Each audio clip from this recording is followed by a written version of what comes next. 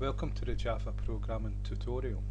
The last tutorial we were looking at the objects and we created an array of objects and we ran into some problems and we had to initialize the array of objects with the same object, and because we got a null pointer exception thrown, and so what we're going to do is that array of objects, pass it to a method. I've created a method down here. It's called rtest, and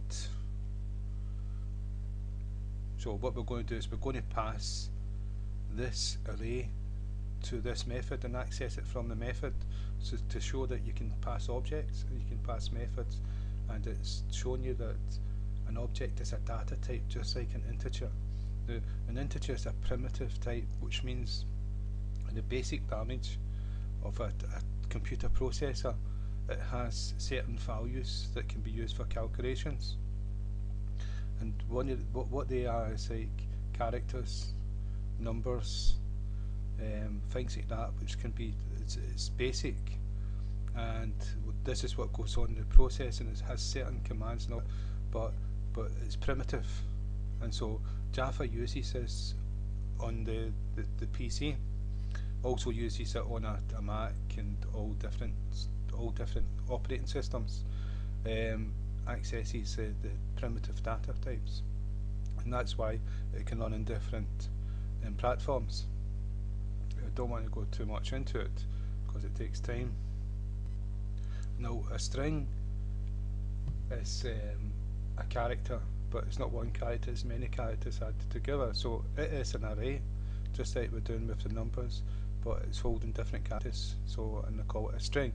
So that's a class, but everything in Java is a class, so when you access it, even if it's an integer, you're accessing a class. There's rules and regulations towards it, to make sure it's within a certain spec and all the rest of it, and it fits into that category of integer. And a class is a category, it's a class, and so what we're going to do is we're going to show you again, we're going to pass an integer, and the way we declare an integer is int num. We can call it what we want. This only exists for this method. Once the method has been called, it's gone. So even if it's clashed with something else within another method or something like that, it wouldn't affect it. And so what we're going to do is say num, just simple system print out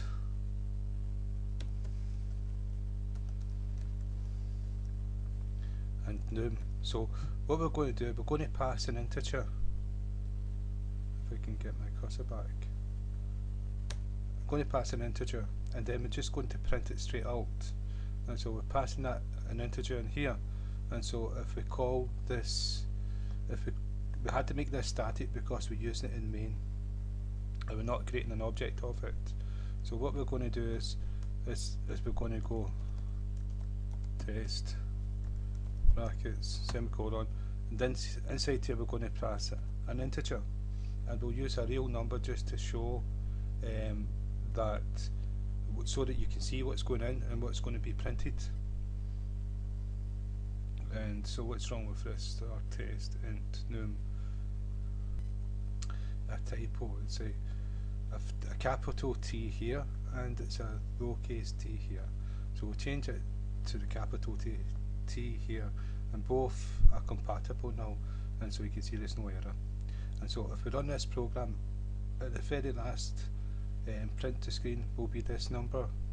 It's going to call this method and print out number integer 33, and to prove it we're going to change it to 13. Okay, so it's called this method, pass the 13 into this method, and the 13 was printed to screen. Now what I want to point out is the int, the data type. and what we gave it a name.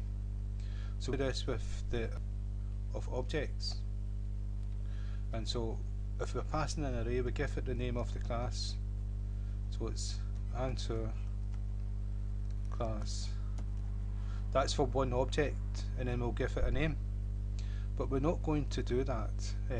What we're going to do is we're going to pass an array of objects, and an array is square brackets.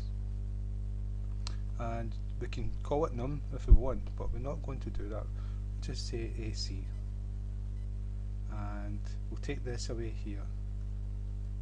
And there's a problem with this because we've passed an integer, we've not passed an array.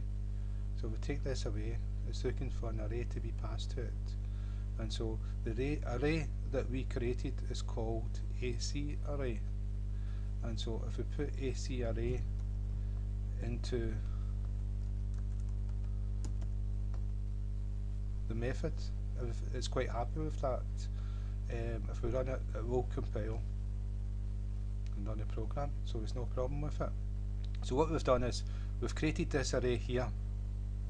We showed you in the last tutorial that we had to assign the values to the array. It couldn't be null, or an error would be thrown from the Java. And so that's what this is. We assigned it, and now we showed that we can access them and pass different information to them. But what we've passed in here is the array.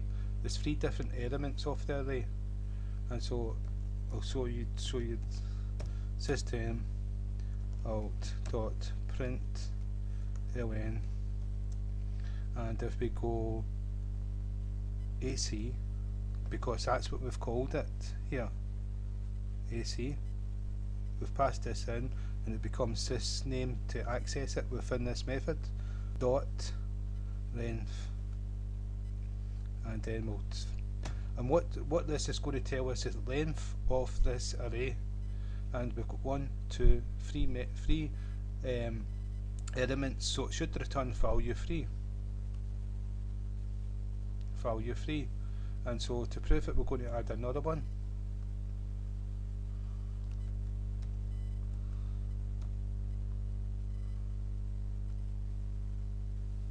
We added another one, 4, and so we'll take that away and we'll stick with 3. Okay, and so run it again, and we'll have 3 elements. Okay, right, and so that's us access the array, but that's not doing anything with it. Right, so what we're going to do is we're going to access AC. To access AC, we've got to go the square brackets, and we've got to say what element we want to access. So the first one's 0, second one's 1, and the last one's 2, sorry. And so we will access the middle one, so number 1, and then we go dot, and you can see that we can see all the methods. We can do get answer, semicolon, it's going to return get answer, and you can see that it's the exact same as accessing it up here with AC array, but because we've put it in a method and given it a different name, we access it with the name that we're giving it here, the exact same way with the dot. And so what we can do is we can take away the semicolon, and we can cut this and stick it, we'll put it in here. And so this is going to return the value of get answer, which is 10 to begin. Okay, and so if we run the program, 33, and the reason for that is because we created this object, then we changed number 1 to 33, so it was no longer 10, and so if we change that to 313, you see what happens.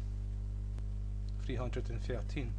So we're accessing that whole array from method, and if we comment this out, now it will give the original value of 10. So we've accessed this from method, and we could have had this method in answer class, we could have had it in 4th class, we could have had it in 3rd class, 2nd class, we could have had it whatever we wanted it to be. and we could still access it the exact same way. So you can pass an object into a method, and you can pass an,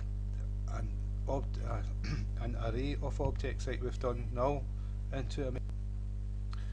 But what you've got to remember, an array is different. An array is different from passing an integer and string, because there's something called passing by reference and passing by value, which I'm going to explain in the next tutorial.